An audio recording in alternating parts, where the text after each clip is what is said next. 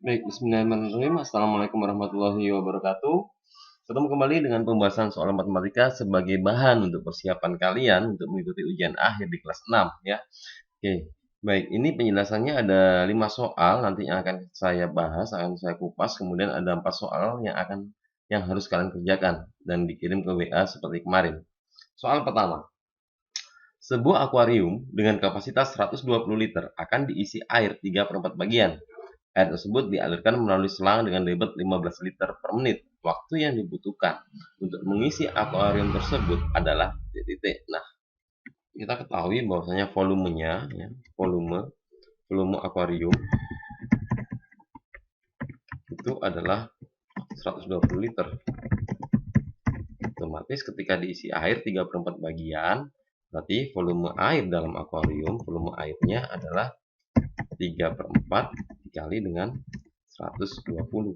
Maka ketemu hasil sama dengan 120 dibagi 4, 30 kali 3 ketemu 90 liter.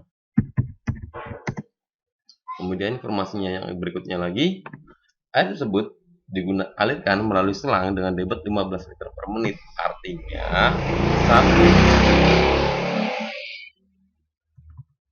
Artinya 1 menit itu membutuhkan 1 menit itu air yang dikeluarkan sebanyak 15 liter. Oke ya. Nah, ini ya. Kemudian kalau di sini ada airnya 90 liter. Nah, berarti kira-kira berapa menit coba? Nah, otomatis tinggal kita ini aja, tinggal kita ini. Jadi kalau 1 menitnya itu 20 liter, kita tulis kalau 2 menit berarti berapa liter anak-anak? Oke, bener ya, 2 menit itu sama dengan 30 liter. Tinggal nambah 15 aja gitu kan. Kemudian kalau 3 menit berarti 45 liter. Oke, bener. Kemudian kalau 4 menit 60 liter, bener. Oke, baik. Kemudian kalau 5 menit oke, good, 75 liter, bener. Nah, kalau 6 menit ya 90 liter. Nah, berarti jawabannya di sini adalah waktu yang dibutuhkan adalah 6 menit ya. Oke, good. 6 menit. Bisa ya, paham ya anak-anak ya? Saya pikir ini nggak sulit ya. Oke, nah, jadi tinggal kita yang dihitung cuma adalah volume airnya, bukan volume akuariumnya. Volume air yang ada di dalam akuarium ya tentunya ya. Baik, ini soal yang pertama. Kita lanjut soal yang kedua. Untuk soal yang kedua, kita lanjut. Pak Soleh naik sepeda motor dengan kecepatan rata-rata 40 km per jam. Pak Hamid berada di belakang Pak Soleh dengan jarak 5 km. Pak Hamid naik mobil dengan kecepatan rata 55 km per jam. Mobil Pak Hamid akan menyusul sepeda motor Pak Soleh dalam waktu berapa jam atau berapa menit ya. Oke. Ini nanti caranya cukup mudah aja ya. Yang pertama tinggal kita gambar dulu aja posisinya. Jadi ini kita kasih lingkaran biru di sini. Ini misalkan mobilnya Pak Soleh ya, S gitu ya, Pak Soleh. Kemudian di sini ini dia di belakangnya di sini ada mobil ya. Oke. Kemudian terpisah keduanya sejauh ini, keduanya terpisah sejauh berapa? 5 ya. Oke. 5 km. Kita tulis dulu di sini. Mereka terpisah sejauh 5 km.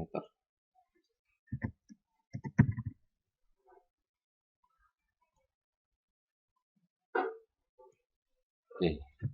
Kemudian apalagi yang diketahui di sana? Sama-sama melaju searah tentunya. Di sini kecepatannya mobilnya sepeda motornya Pak Soleh kita bisa tulis 40 km per jam. 40 km per jam. Kemudian satunya lagi kecepatan mobilnya Pak Hamid itu adalah 55 km per jam.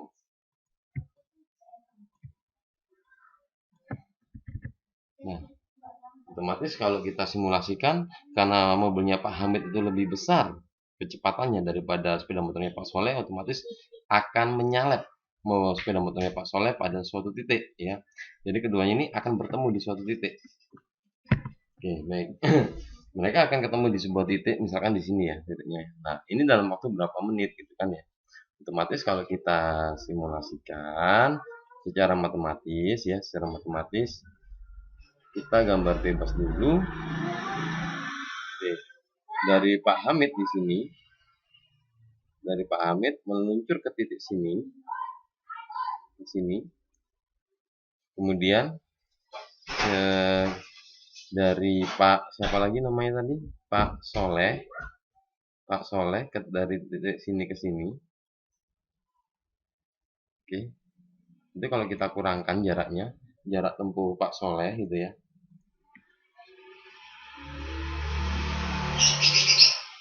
SH atau kita kasih ini ya. Kita kasih simbol yang lain, kita kasih titik seperti C gitu misalnya. Berarti kita bisa tulis SC dikurangi dengan maaf, kita bisa tulis HC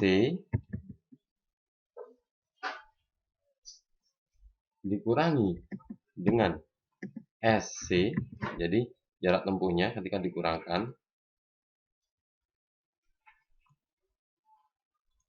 HC jarak tempuh mobilnya Pak Hamid ke titik C dikurangi dengan SC jarak tempuh mobilnya Pak Soleh ke titik C itu sama dengan 5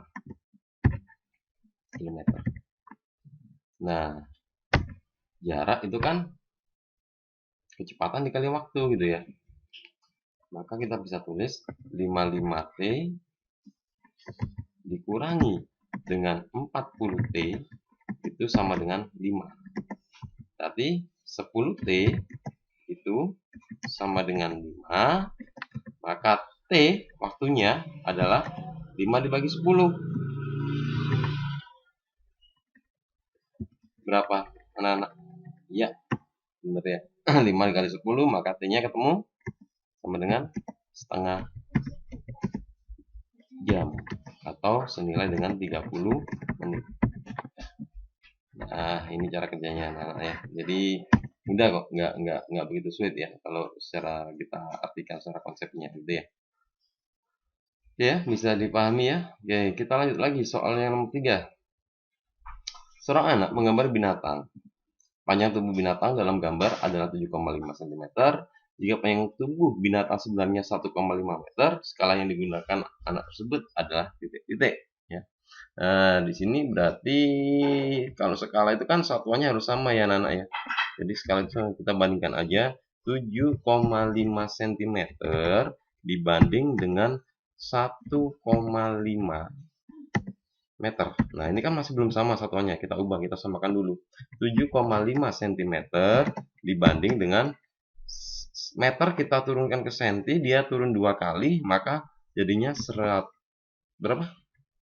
150. Oke ya, 150 cm. Nah, satuannya sekarang udah sama nih. Ketika satuannya sekarang udah sama ya, kita ingat ya. Jadi kalau kita buat tangga-tanggaan itu ya, kita buat tangga-tanggaan meter ya, meter, kemudian ke desimeter, kemudian ke sentimeter ya. Nah, ini kan berarti di sini dari meter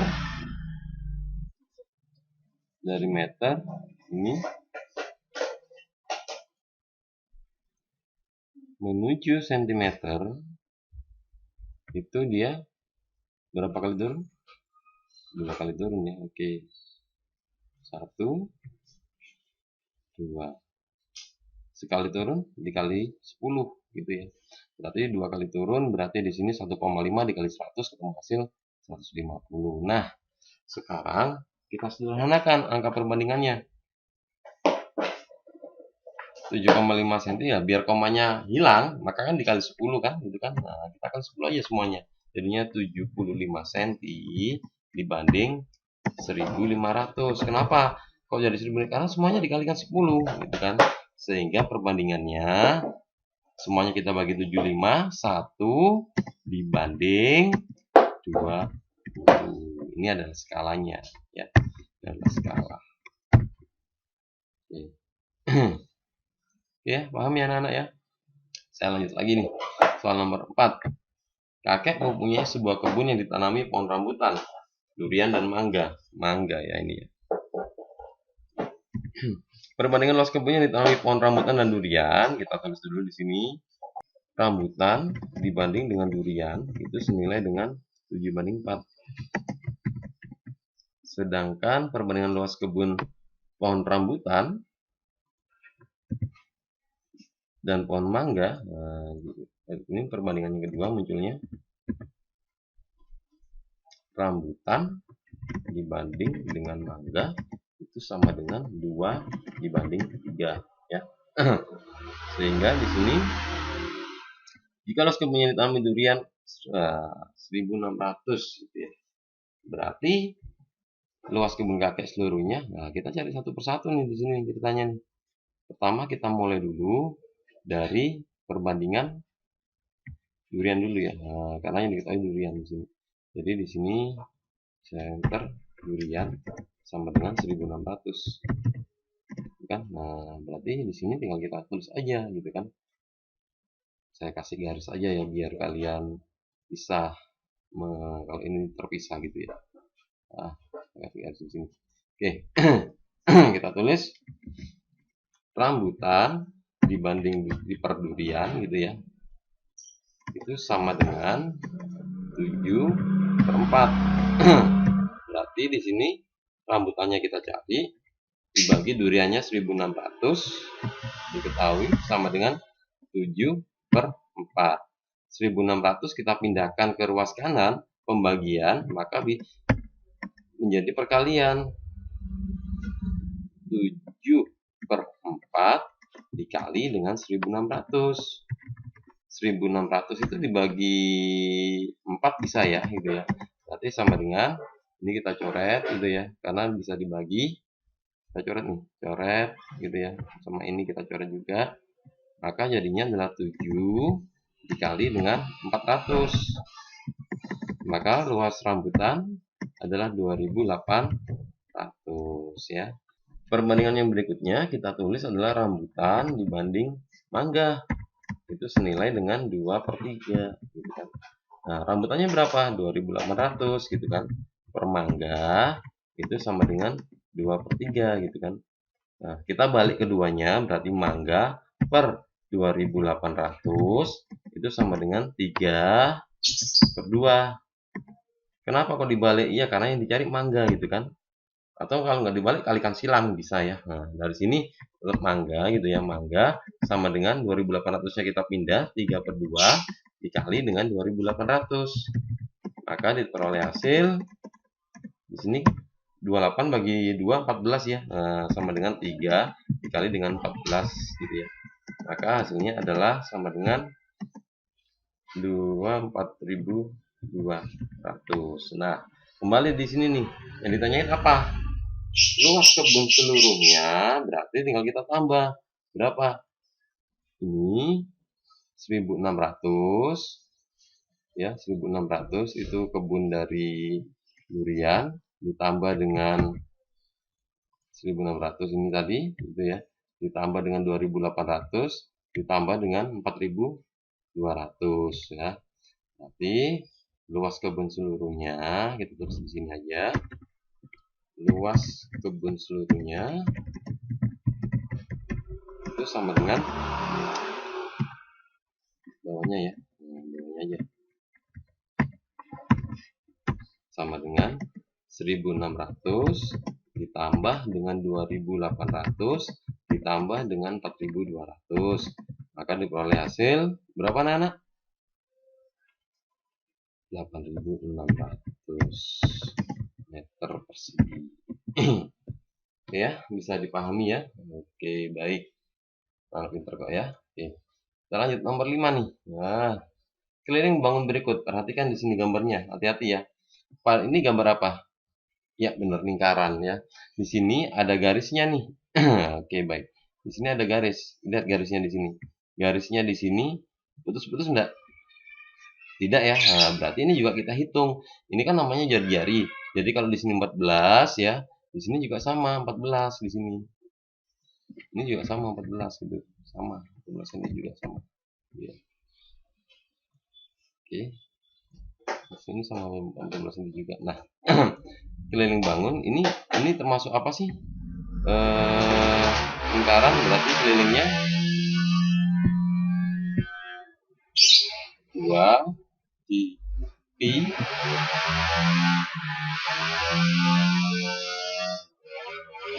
2pi kali jari-jari. Oke ya, 2pi jari-jari di sini.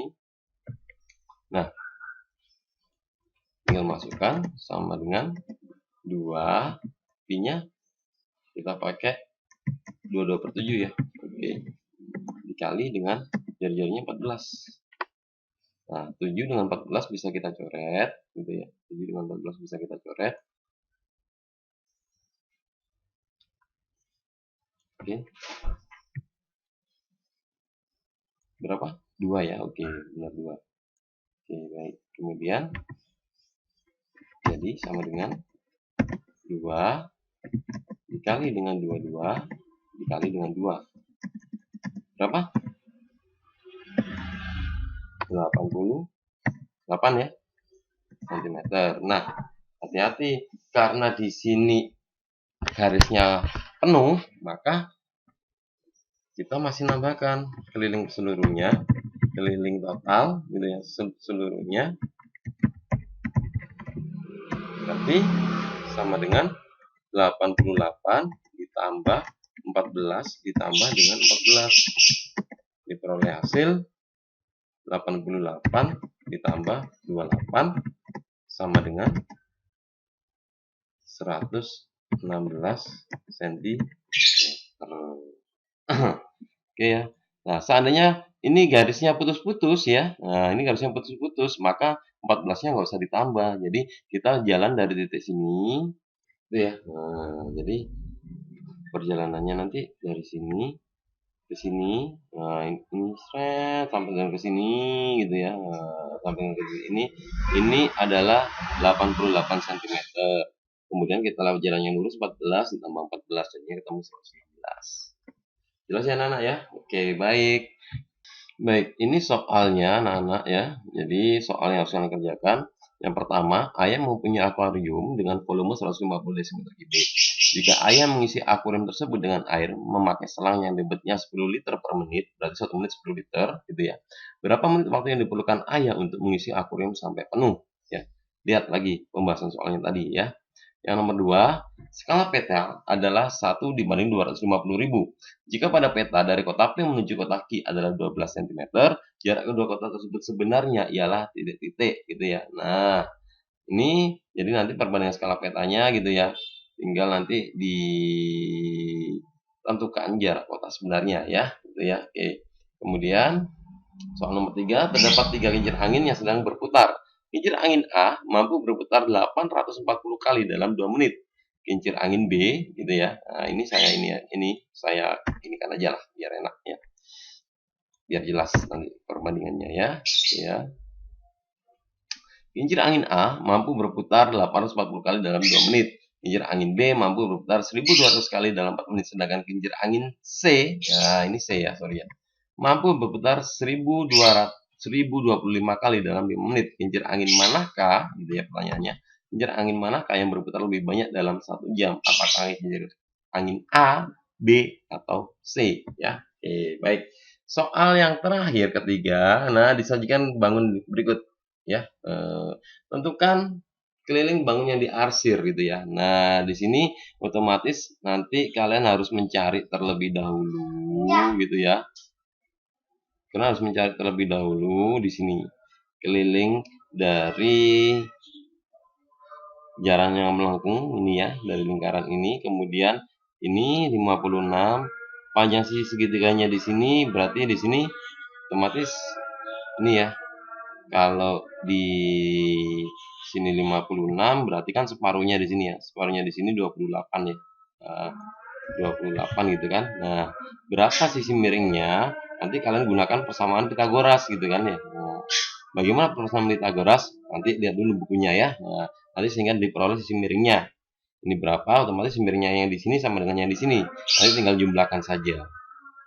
Oke ya, dicoba dulu. Nanti kalau sudah silahkan kirim ke nomor saya di WA 081302317762. Semangat ya anak-anak ya. Saya tunggu jawaban kalian.